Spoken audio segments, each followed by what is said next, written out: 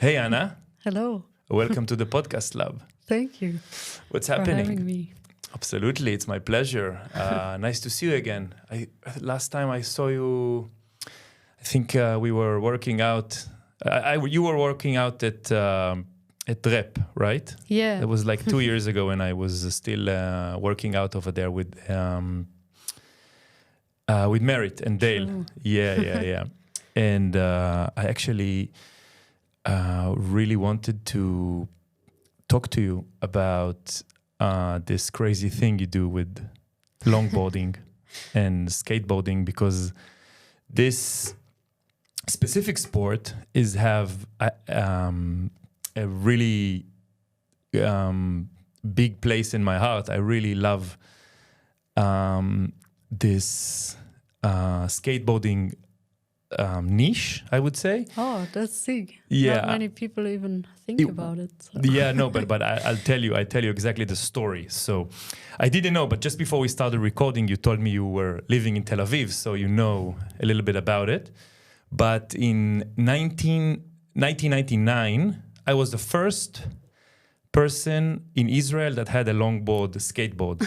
No way. No, seriously. That's crazy. Yeah, it was the first one arrived. It was a Powell Paul Peralta. board, okay. So good. And there was no Sector 9 back then. It wasn't existing. And because I was starting surfing a year earlier, and in Israel there's no much waves, and I'm a very lanky guy, very long guy, and immediately when I saw this in this longboard skateboard, I was like, wow, it will perfectly fit my measurements, and I just had to have it. We didn't have specific tracks, you call them tracks, and wheels or anything. We just used the regular tracks that you put on a regular short skateboard. Oh, okay. Yeah, and the regular wheels, just a little bit, bulkier. But it wasn't like specific tracks or wheels, but it was a bigger board with a little, how do you call it in the end? Kicktail? Little kicktail. And it had the most amazing painting of this Hawaiian chick on it. And this... like a view of I don't know, Kauai or something. And I think I had the best times of my life at that time, skating around Tel So Aviv. good. No, I was living in northern Tel Aviv, so it's not in the city, like a little bit out. And it was amazing. It was amazing time. And I had that boat for many, many years. And it's such a satisfying sport, and people don't get it because there is like this something really calming and satisfying when you grind the asphalt of the road and you do those sort of those eight shapes movements on the roads. And it's really satisfying, and I really appreciate that. And moreover, I'm kind of telling you everything I wanted to tell you throughout. Everything I plan to tell you, I'm telling you right now. So no many surprises, but I'm just gonna tell you it. So I was riding this board for quite a long time. I didn't change it. It was like my side thing when there was no waves, which is a lot. And In Austria even more? Sorry? In Austria even more? You don't have wave in Austria, right? You can, there's lakes. You cannot surf in lakes. And later, after a few years, I was hired by this, it was quite a few years later, I was hired by this longboarding company in Israel. Their name was Safam Boards, which it means mustache in Hebrew. And to film like a little clip for their team riding and everything. And we did the Dead Sea There is the Dead Sea downhill. It's very. Have you been in that area? Yeah, Metsuke Dragot. Yeah. No way. This area That's cool. and one of the best team ride. I have a photo of that, and I think the actual event was actually in on YouTube somewhere, because it was me and my friend were hired, and I was basically on the track of the other guy, and I was filming the guy coming downhill while the car was in front of him, and we had a terrible accident. I mean, it was traumatic, seriously, and I will not get too graphic, but I imagine you imagine what can happen in this sport. But it was serious, and I have this memory very, very strong in my head. And as you know, also it's quite an extreme area to do that. The weather and the place itself. Yeah, it's actually crazy that you mention it, because I also had a very bad accident exactly there. Really? Yeah. Maybe we can look later on YouTube. So this was kind of like an intro to the whole thing. And now you tell me how an Austrian girl ended up doing such a crazy and extreme sport. So tell me all about it from the beginning. Yeah, sometimes when I think about it, I'm kind of surprised myself that this happened to me. Because I always used to be kind of afraid, or I don't know, in my groups of friends when I was growing up, I was more like the careful one, not really always going for it.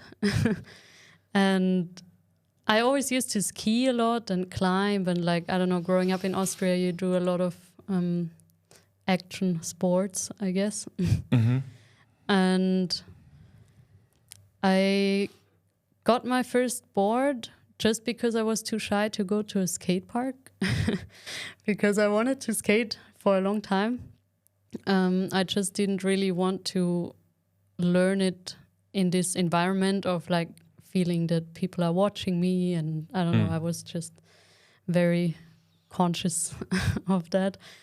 And then I saw some people cruising around on longboards, and I thought that's the perfect way for me to learn, because I can just take that board to any place and practice by myself. And then I met someone who was doing races that time in my hometown, and I saw him once in a while skating super fast close to my house. It's all very hilly, or a lot of mountains there, so a lot of steep roads. And the first time I saw it, I was just so impressed that a human being could go that fast on a skateboard. And then I just randomly bumped into a workshop that he organized, where he was teaching other people, because he was the only one almost in the whole country. Mm-hmm. And he was always trying to get a bit more people involved, so he wouldn't have to skate by himself all the time. And he encouraged me to try. And yeah, from the first moment that I tried to slide, I was like, wow, this is amazing. It's cool. That feeling of, when you get the wheels actually sliding on the pavement and slowing you down. And then you get so much, I don't know, such a feeling of control in that moment that you kind of lose the fear. Yeah. And that was such a crazy experience to me, because I was super scared of going fast on a skateboard. Was just I don't think I can do that. But then when you feel you just have to develop the skills to control it, it's not really as scary anymore. And from then it kind of just kept going, that I pushed my limits of fear in a way that I realized that I'm not actually that scared person that I thought I was. That just the more you practice, the more you actually just get used to it. And I think that probably in the beginning, or in general in an extreme sport, fear is a good thing to have, because it is quite dangerous and you don't want to go like without thinking. But yeah, just that progression of always, how do you say, like slowly getting rid of the fear, it's like the most satisfying feeling you can get, I think. Yeah, I can definitely definitely identify to it. However, did you immediately? I mean, how was the progression go? I mean, what age did you started? I was like 15, Okay. I think, when I first tried. And then I just started like sliding pretty slow, like almost flat. Or there was one place that it went down a little bit, but then it went flat. So there I felt like I can practice kind of safe, that I'm just trying to slide. If it doesn't work out, I roll out. Roll to a little hill or... Yeah. I And understand. I like ended up doing that every day after school. It was kind of like my safe space. Yeah. I felt like so happy when I was just by myself practicing that stuff. That's amazing. Imagine, I wanted to say, when I was doing that, there wasn't even like iPods or stuff like that. I was skating with a CD, with a CD player, you know. In my imagine like how it was, but it's definitely a great feeling. But you say you were skiing before, Yeah. or snowboarding? Like skiing since I was 3 years old or something, wow. and then snowboarding as well at a certain point. Then like always switching around, whatever. So you had the stance, the knowledge of how to stand on a board from snowboarding? Yeah, actually, I think I only started snowboarding maybe like a year or two before I started skating. Okay. But I guess that it did help a Yeah, little and the bit. general... And I think just like for the mind, doing something where you go down steep slopes all the time, that definitely helps to be a bit more used to that feeling. Yeah, no, of course. And do you find the snowboard itself and the longboarding, is there a huge resemblance, or there is is it a different thing you feel in the body when you snowboard? Or I understand that people, you know, I know that people, when they start snowboarding, I never snowboard before, I never skied before, but I heard they're like spending most of the first couple of weeks on their butt, you know, like on their ass, and it's not the same with skateboard. It's a bit different. So like what I'm trying to ask is, of course there is similarity, but what is the things that connects between them? You know what I'm saying? Yeah. I mean, I think there are definitely moments when I feel like it's kind of a similar feeling. Okay. When you skate on a really long, wide road that it feels like super flowy, then I would kind of relate it to snowboarding. But in general, I feel like it's quite a different feeling you get. Yeah. For me, somehow like the most similar sport is surfing. I Really? think. Yeah. You would say surf? Like the feeling of when I go through a steep corner, for example, and then you feel like that gravity kind of like pushing against, and the way that you have to move your body, it's quite similar, I think. Because on a wave, I think sometimes you have to not move like too abrupt, you know, like kind of more gentle, and in a like at higher speeds you definitely need to think one step ahead and move in a way that you you don't do anything that's not smooth. I understand. So if you put the three, snowboarding. Sorry, I'm getting like technical. I just want to get the. So you put snowboarding, and longboard skateboarding and surfing. You would say out of the three of them, surfing is more similar to. I mean, longboard skateboarding is similar more to surfing. You would say. Yeah, for me, like the feeling I get when I do it, it's more similar. Also, the how the mind, Yeah. you would say, the mind approaches the thing. And then what's the difference versus snowboard? What do you feel when you snowboard? I mean, maybe also because I snowboard since a long time and it's just kind of easy to me. I feel like it's more of a relaxing thing. The snowboard. Yeah, I mean, you can definitely push it a lot and all that, but I think in surfing and downhill skating, I get it a lot more that you have to be extremely focused in one moment, like sometimes a very short moment that, yeah, I don't know. In snowboarding, I haven't actually got that many times. I would say surfing is a little bit like taking longboard skateboarding, swimming, and sailing together. You know, it's like this, something like that, because you paddle a lot, and this is actually surfing. When you stand on a board, it's the minimum time that you spend during the whole activity. You mostly or paddling or you sit on the board. But when you sit on the board, it's more like, you know, adjusting yourself to the position of the ocean and you know, kind of read where you are. So it's more like, I would say, sailing or something that relates to ocean, you know, boating or something like that. That's cool. And you just came back from Sydney, right? Yeah. And this is your home base at the moment? Yeah. Yeah?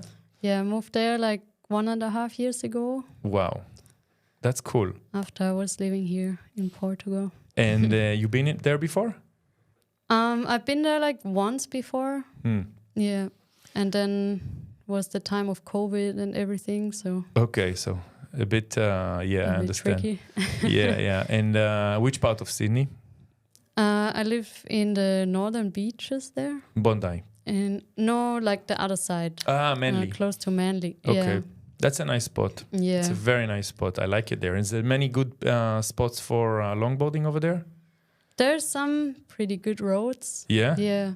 They are not as long as here. Like here in Portugal, you have Serra da Estrela and all these mountains that there's pretty much no traffic. Really? And around Sydney is like a big city, so you definitely have a lot more traffic and you kind of need to skate a bit in a different way. Yeah. Or get a bit more creative. Yeah. But I love free riding and like trying different kind of slides and stuff. And the pavement in Australia is amazing.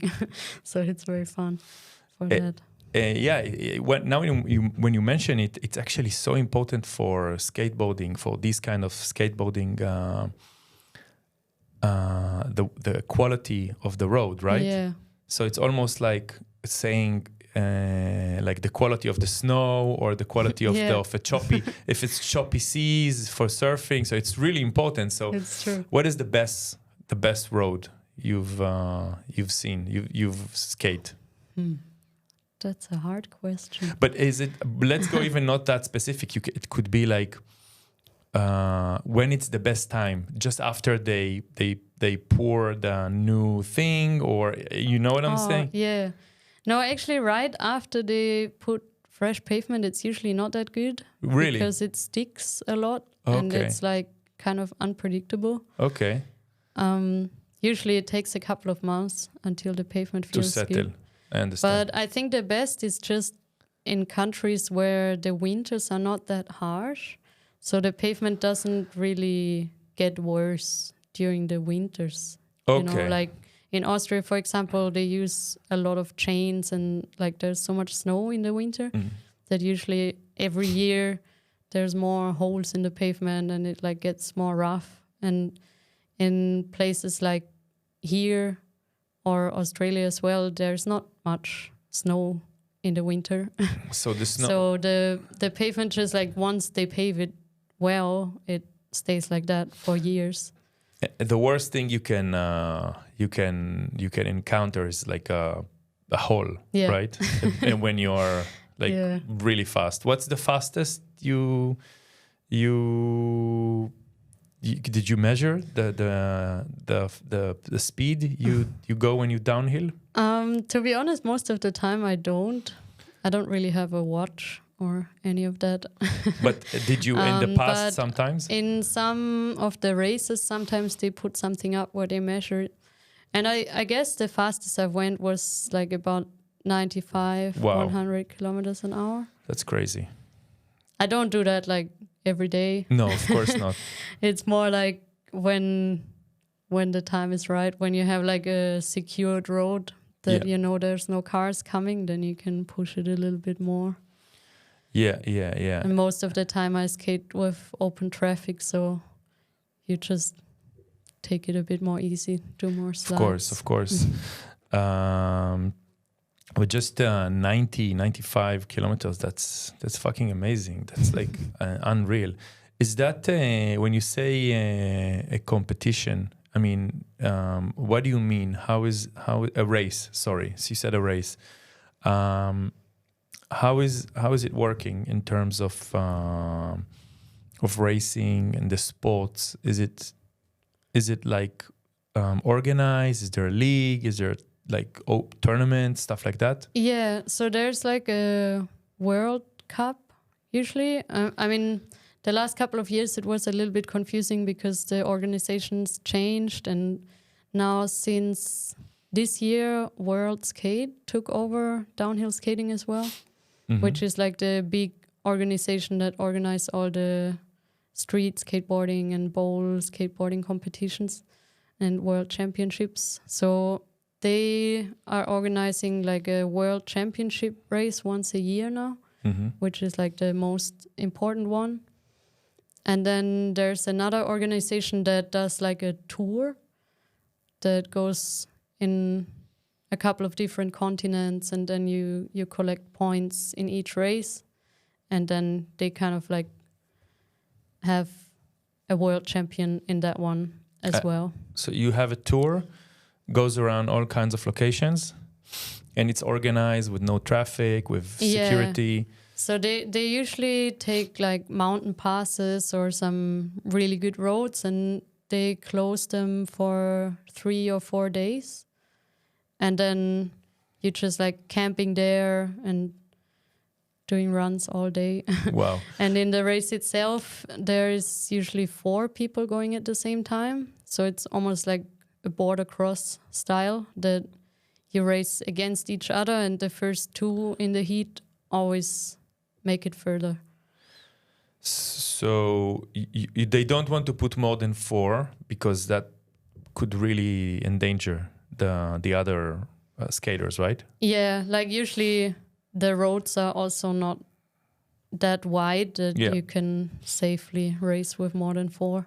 Yeah. So it makes sense that you want to have like a minimum amount of skaters, and then it's basically like a tournament. So the basically the 50% that's succeeded, the best 2 goes continue to the next level. Yeah. Okay. I mean, like before the race day, there's always qualifications, and the qualifications are usually time trials. So what do you mean? like in the qualifying, you go by yourself with a timer, and they just like stop the time. I understand. So and then they organize the race heats in order of who qualified the fastest. I understand. And so and this league is the one under skate world, you said? World Skate. Skate. That's like the league. And do you have a differentiate between women and men? Yeah. Yeah. It's a different like the women compete against women and men compete against men. Yeah, I mean, actually there is the open category usually, and then there's women as a subcategory. So as a woman, you are usually able to compete in opens as well. So yeah, you can compete against the men, but there is a women's category. Okay. And tell me about the time you lived in Tel Aviv. You told me about it. When was that happening? How old are you anyways? I'm 27. Oh, wow. So young. So young and so ambitious. I lived in Tel Aviv when I was like 20, 21. Wow, that was nice time. So 6-7 years ago. Yeah, it was amazing that time. Yeah, it's a good place. It's a really cool place. You were skating there? Yeah. Yeah? Yeah, actually the reason why I went was because I really wanted to be somewhere where it's not snowing in the winter. Ah. And I was like checking flights, which place is not that far and has like kind of a desert atmosphere. Yeah. Some good roads over there. Yeah, there is. And Yeah. I met some people from a board company from Tel Aviv, Da Silva. I don't know if you know. The Silva. I think so. They went to like a trade fair in Europe, and then I had a chat to them, and they told me how amazing are the roads and that I should really come. And then there was this coincidence that I was studying at university, and they just offered that they have a new partnership with a university in Tel Aviv, and they were looking for people who want to be like exchange students, and they couldn't find anyone because I guess most people in Austria were a bit scared to go to Israel. Come on. Because of all the news and stuff. You know? But 7 years ago, there was many people from Austria in Tel Aviv, from Germany, from Austria. Yeah. It used to be like very, very touristic place. Yeah, like somehow they just couldn't really find anyone last minute, and then they said that you would get like an included scholarship and everything. And I was like, oh yes, of course I want to do that. And you lived, you remember where in Tel Aviv? Actually, the college or the university was in Beit Berl, which is kind of out of Tel Aviv. But I just really enjoyed being in Tel Aviv, so I always drive back and forth. So you lived in Kfar Saba area or that area? It's like a countryside a bit, right? Yeah, it's a nice place also. Yeah, I know that college university also. Yeah, it was pretty cool. They had a lot of like arts, and I did some. They have a pool over there, right? Some painting and poem writing. It was like the best semester. What? Sorry, I didn't get. You write what? Like poems. Okay. And painting. I had like amazing courses. Because what you were studying? Actually, I was studying educational sciences. A lot of like sociology and these kind of topics, but they ended up not having that many courses in English. So you did that. You were they were like, oh, you can pick whatever, just paint. Sounds like Israel. Just paint. It was pretty good. Yeah, have a good time. Skate and paint. Yeah, and then the guys from the board company, they offered me that I can sleep in their workshop where they were building the boards in Tel Aviv. So I could spend a bit more time in the city. Yeah. Were you were going out at the city, like, I don't know, I don't drink, but still, like, it's just like you were going out having beers or stuff like that? I mean, I don't drink either, actually. Really? Yeah. Wow, that's amazing. Skateboarder that doesn't drink. Really? Yeah, no, it's just so bad for your body. I love feeling fit and strong. It becomes a new trend now. Many, like all the people I meet is like, every person I meet is like, I'll explain it like this. I stopped drinking 10 years ago, and I wasn't alcoholic or anything, but I felt like drinking in excess. I felt like it's too much. And since I stopped, all the people I attract to my life are like, non-drinking, always improving themselves, always, biohacking, it's like you become like, you start to have a different surroundings. Like you start to surround yourself with different people when you when you stop drinking, because it's like you take it because people who drinks go out and drink. It's a big thing of their life. Yeah, But- it's a big Yeah, but- time waster.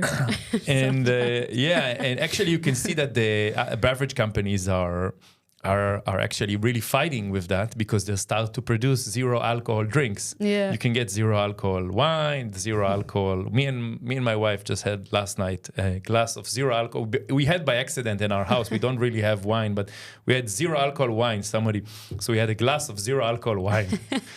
And It's kind of ridiculous. it's But ridiculous. sometimes it's Yeah, we just had it. So like, and we had it and watched the Eurovision.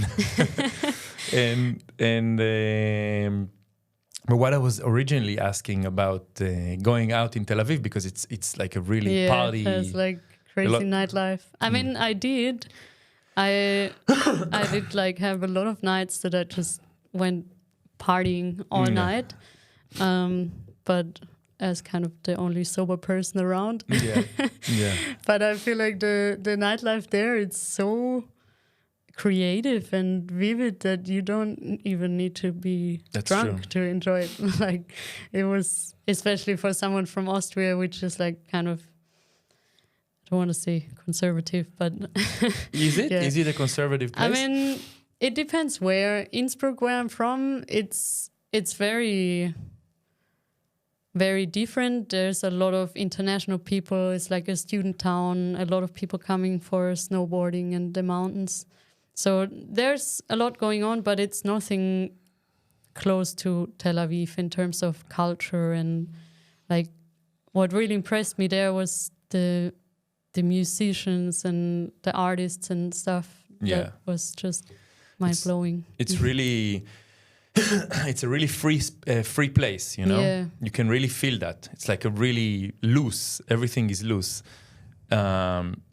Just the other day, there was, and again, without going into politics, but there was a Memorial Day or something, and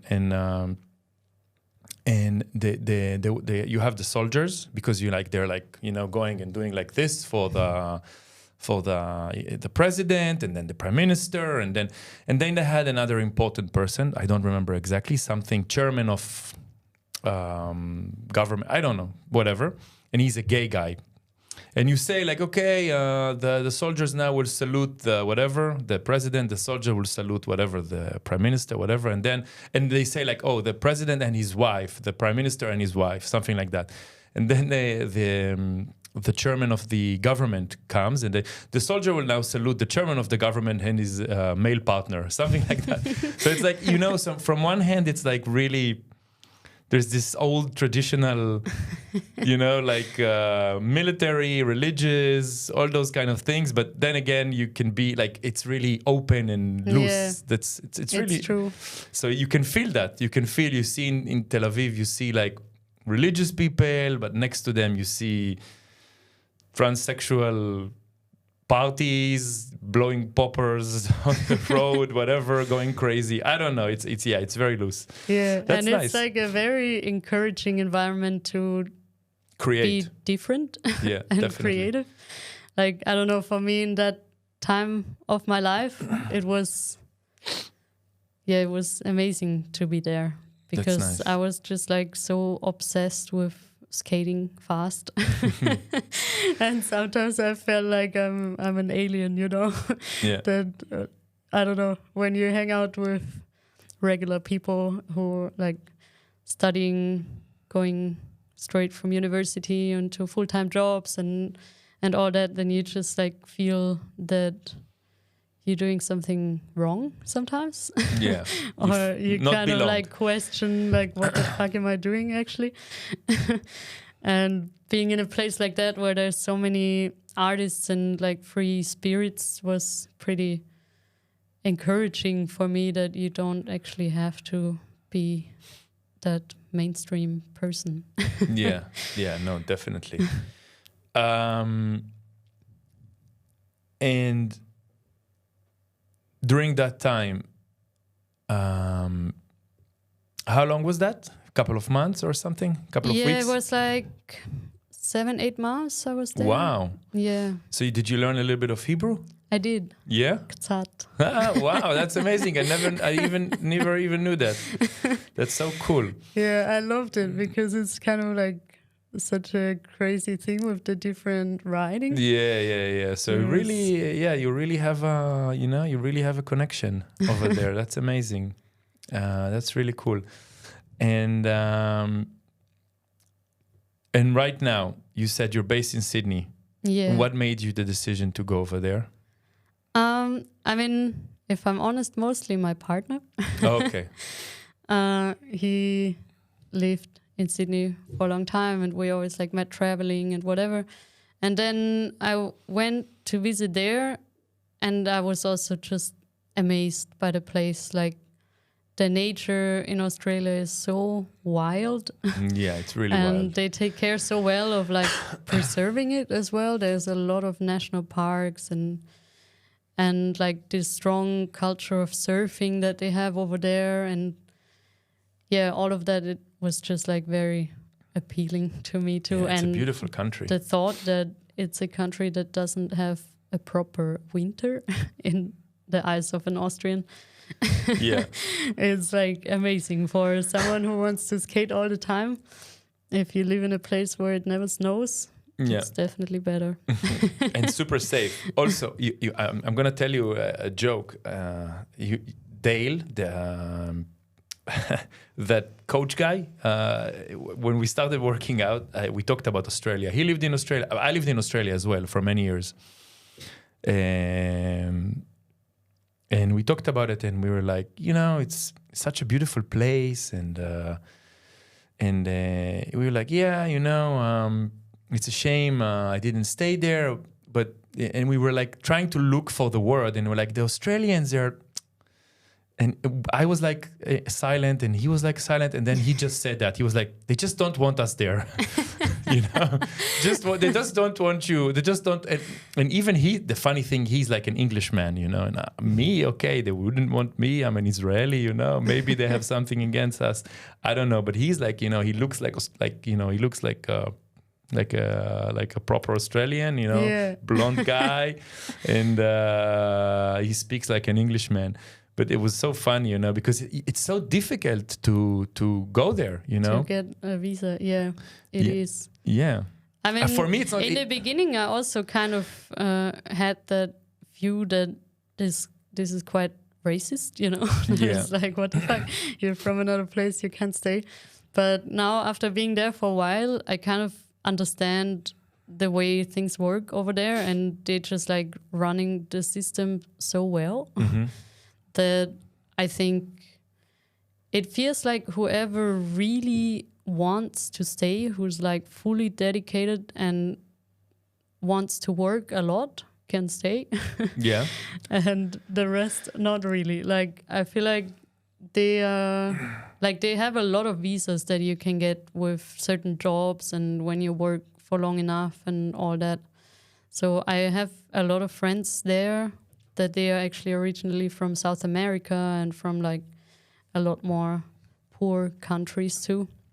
And they all managed to get a permanent visa after working their ass off.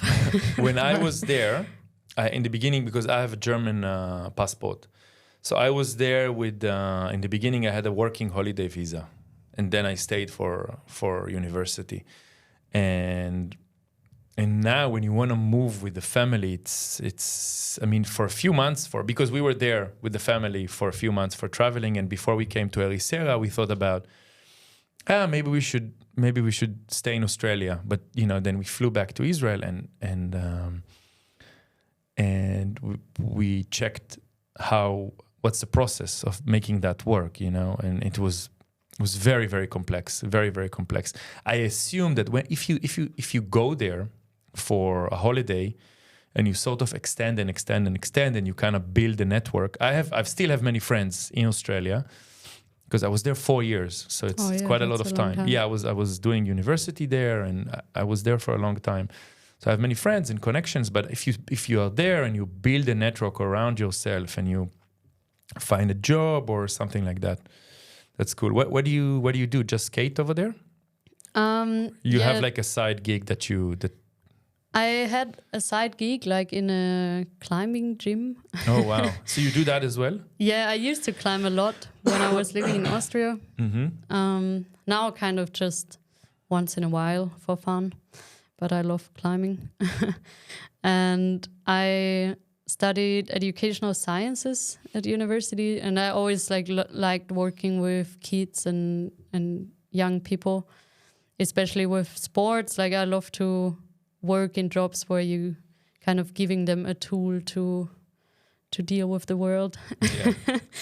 And yeah, I had a job there as a coach for the youth climbing group. Okay.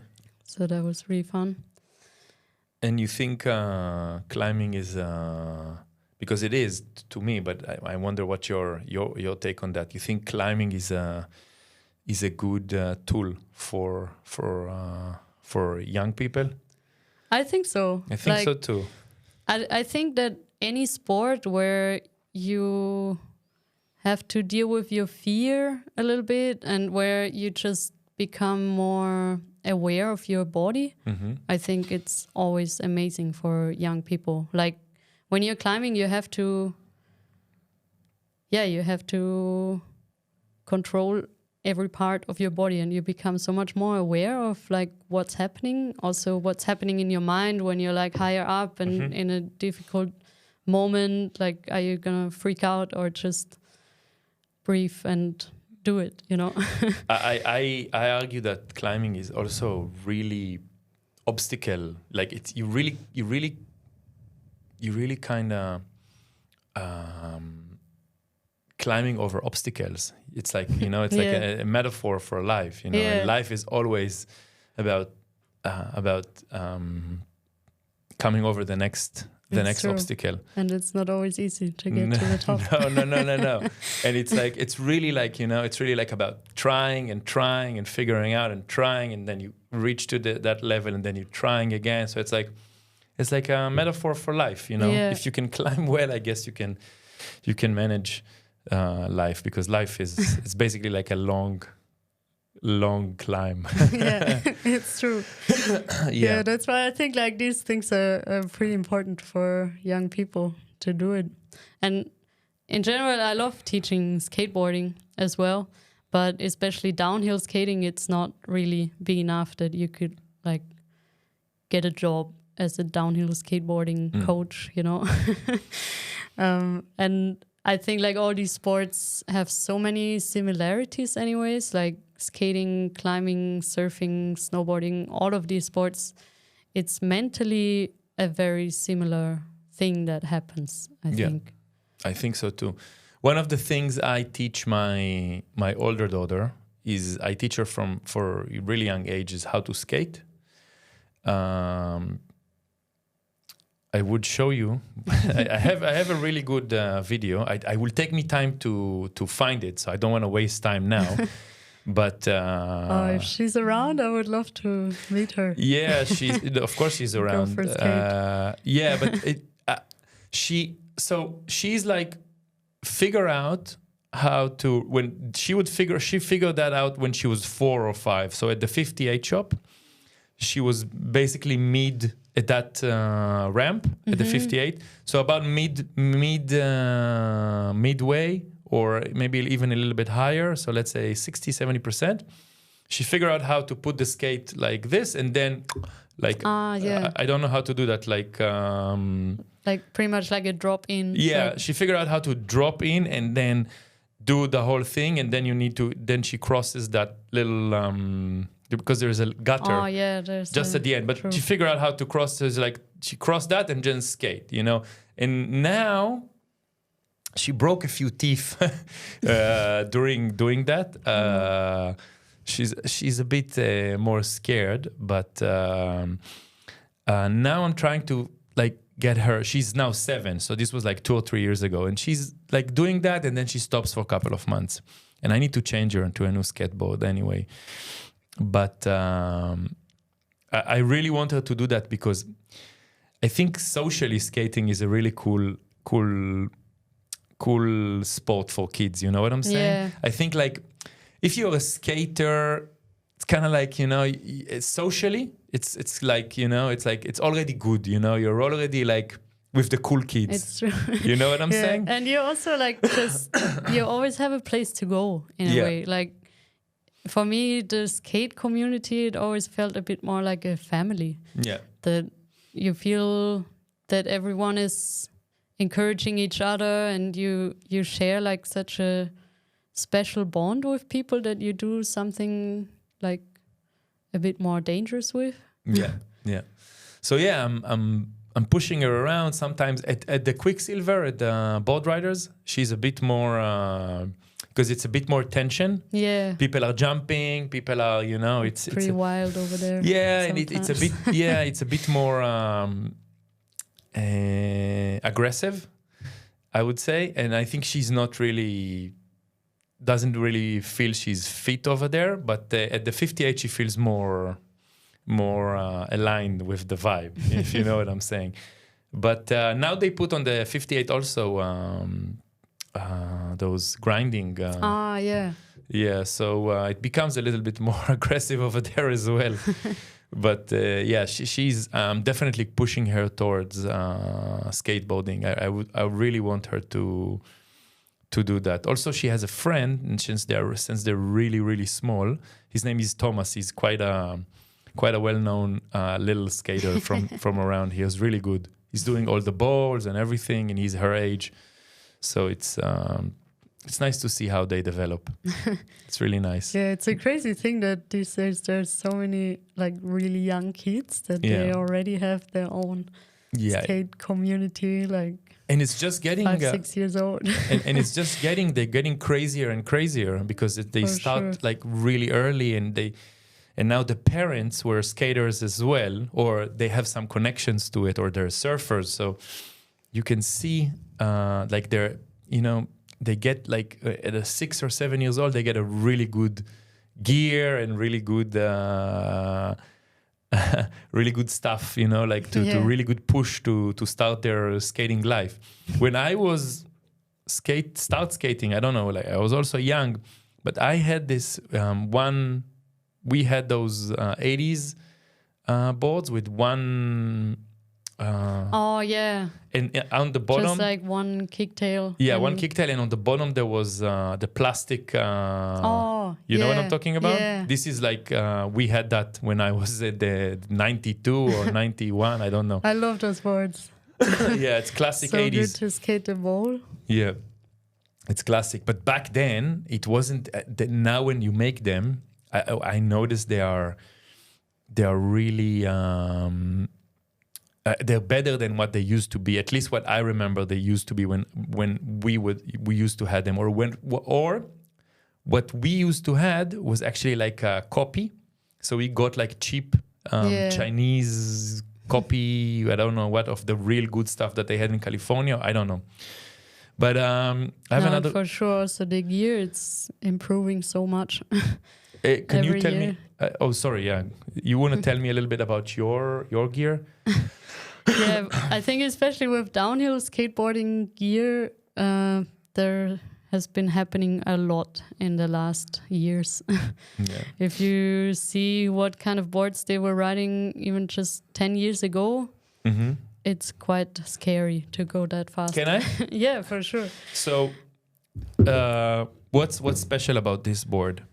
Like if you would like compare it to a normal skateboard, already just the board itself, it has a bit of a different construction with the wood. Like there's always some fiberglass, and it's a little bit heavier and thicker, so it's more stable, and it has more concave usually, kind of that you feel a little bit more locked. You can also see this one has like a bit of a W.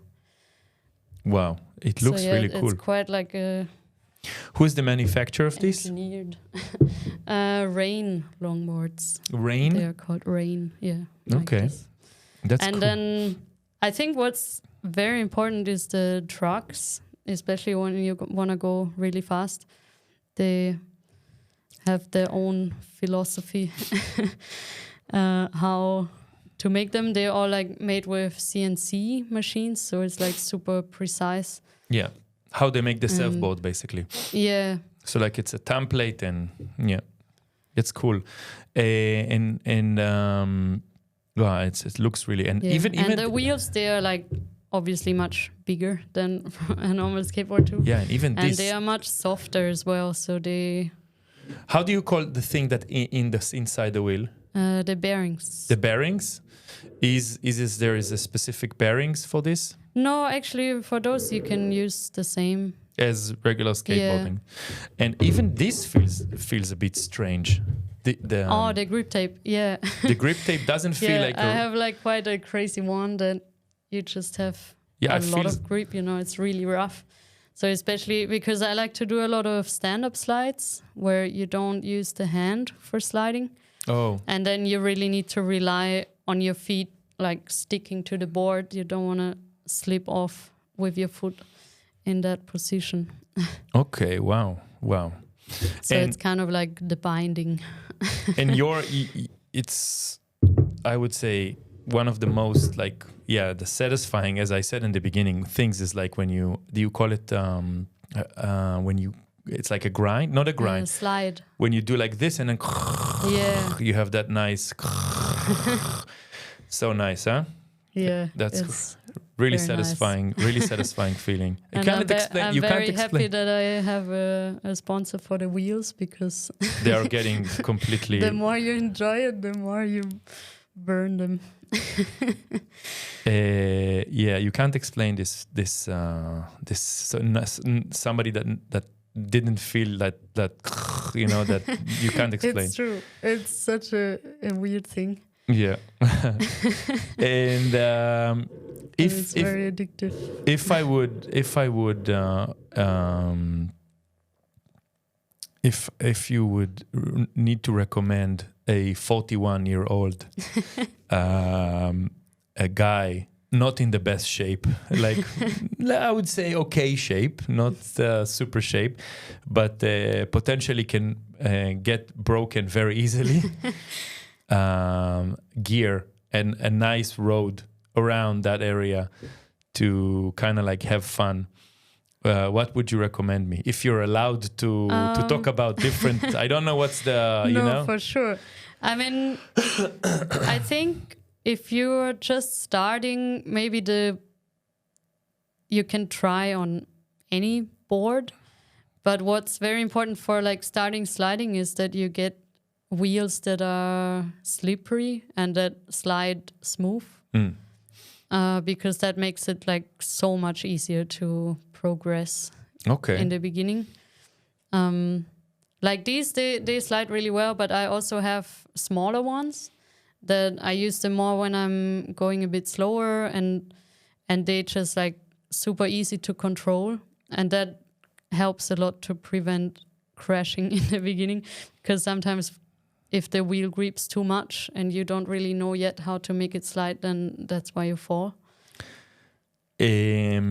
But again, like a specific board, or you don't like have to. A specific board that I noticed the yaw ones are really, they look. Like the surf skates. Yeah, or maybe this is it's a different thing.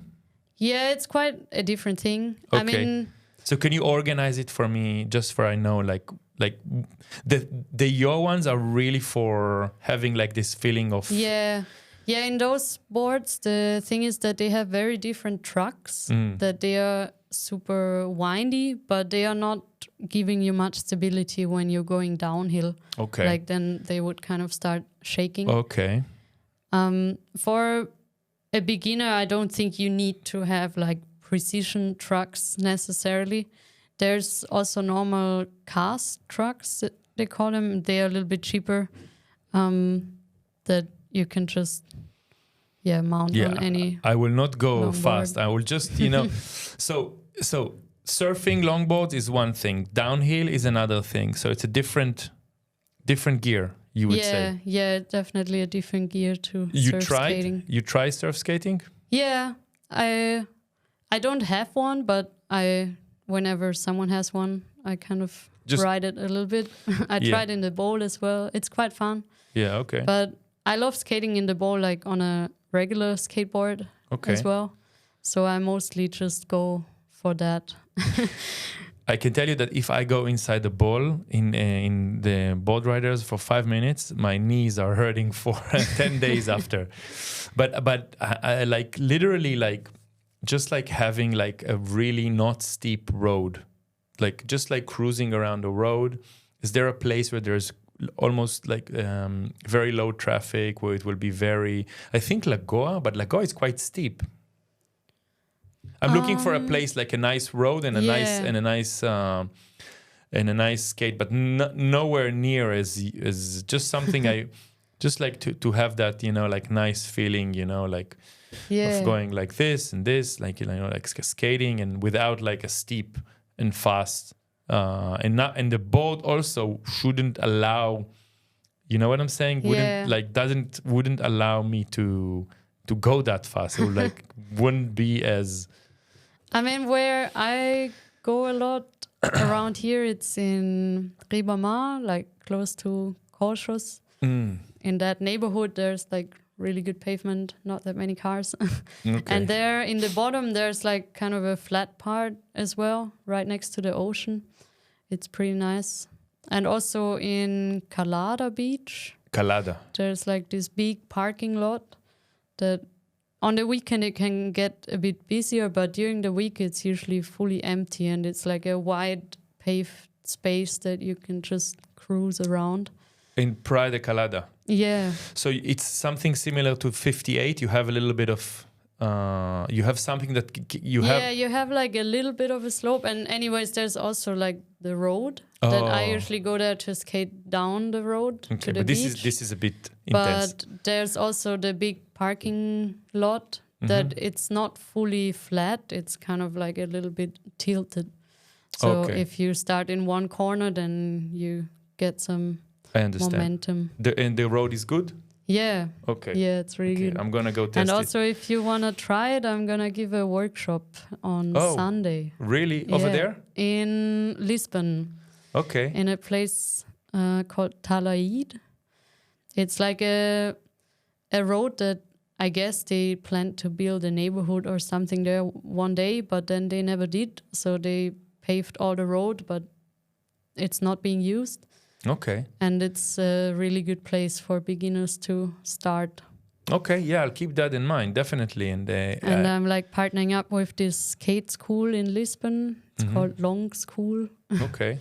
And we're organizing a test event for people to like try sliding for the first time. Okay, cool. Yeah, I'll keep that in mind. How long are you going to stay in Europe for? Now I'm going to be here for 1 month. Okay. Just Portugal, doing some filming. Nice. And one race in the end of the month as well. Okay, in Portugal. Yeah. Okay, cool. It's like the Portuguese national championship. Epic. In one of my favorite roads, so I didn't want to miss out on that one. Okay, epic. And then I think I'm going back to Australia just for a bit, and in the end of the summer I'm coming back to Europe again. There's the World Championship, like the World Skate one. It's in Italy this year in September. Nice. So I'm gonna fly a lot. Get ready for that one. Okay, that's super nice. I'm gonna try to see if I can make it to that workshop. Maybe I bring my child. Oh yeah, if she that could. Amazing. Yeah. I'll see about that. And when you were talking about how she doesn't enjoy the atmosphere of the skate parks, I could really. You could relate. Relate to the moment when I got into downhill skating. Yeah, she doesn't, but she definitely enjoys the feeling of the. I mean, who wouldn't like enjoy the feeling of cruising around? She definitely enjoys that. She knows how to. How to push. Yeah, push. Yeah. I would say like push with the leg and kind of move to the normal stance. She knows how to do that, and she knows like how to click, like change her directions. But it's really in the beginning. But let's see about that. You link me that. Yeah. the workshop, and I'll see if I can make it. And other than that, I wish you all the best. It was really fun. We had a really good talk, and that's it. You're amazing, and all the best, and good luck in whatever you do. Thanks. Same to you. I hope you get to interview a lot of amazing people here. Yes, thank you so much.